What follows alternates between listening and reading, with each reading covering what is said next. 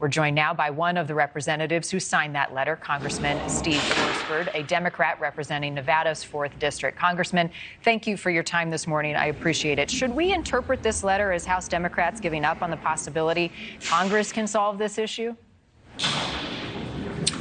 Well, sadly, Republicans are more concerned with currying favor with Donald Trump than they are about solving the border security crisis.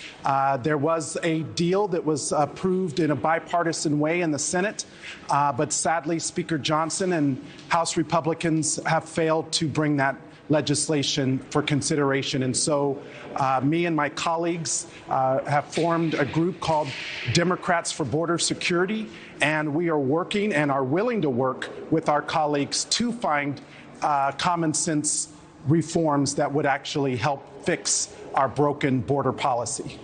Congressman, the president could have issued executive action before now and hasn't. Why do you think that is? You know, I can't speak for the timing of the president's actions, but I'm glad to hear that he is considering updating this rule to address the asylum program. But in addition to that, because our border policies are rather complicated, we have to address both the migrant and asylum issue and the fentanyl crisis, which is of great concern.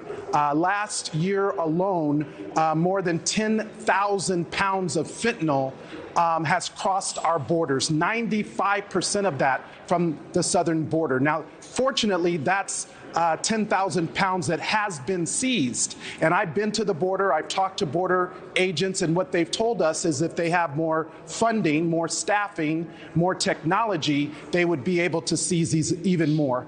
That's why I'm proud to be working with this group of Democrats for Border Security, and I'm proud to have voted for legislation to give our Border Patrol agents more resources so that they can do their job.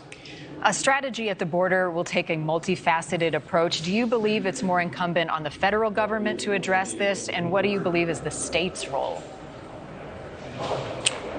Well, immigration policy has always been a federal policy and a federal issue. Sadly, Congress, led by Republicans here in the House, have failed to act.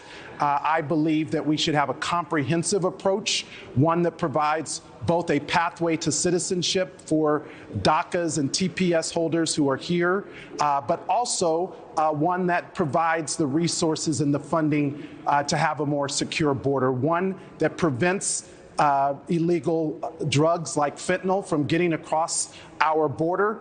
In my home state of Nevada, we have seen the increase of deaths as relating to fentanyl and overdose at alarming rates. So this affects everybody. This is not a partisan issue, and it's time to put border security over politics here in Congress. The responsibility certainly lies with the federal government, but states on the front lines of this crisis have felt underserved and underfunded and understaffed in dealing with it.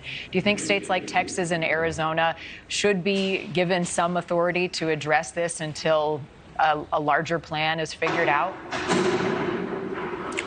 No, and that's why I commend the president in working with the bipartisan members in the Senate. I would ask the former president, Donald Trump, to allow Congress to do its job, to allow Speaker Johnson, or to call on Speaker Johnson to bring up a bipartisan bill. We can get this done. Democrats in the House are willing to work to get something done. And it is incumbent upon the federal government and Congress to advance immigration policy that both secures our border while also providing a pathway for those who can earn it. Working together, incredibly important, whether it's the border or other jobs in Washington. I want to finally ask you about Marjorie Taylor Greene's effort to oust Speaker Johnson. It failed this week. The optics of this, what do you think the impact is on the American public and their confidence in Congress to get things done? Well, fortunately, we rejected Marjorie Taylor Greene's motion to vacate the Speaker. It is an unserious attempt.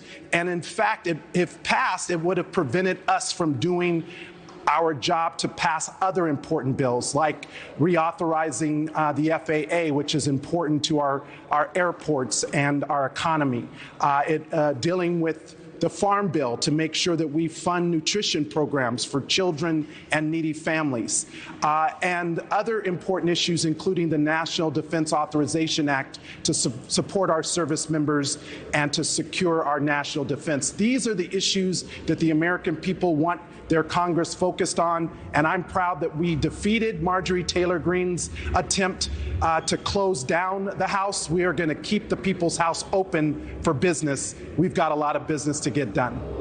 Representative Stephen Horsford, thank you for your time. Thank you.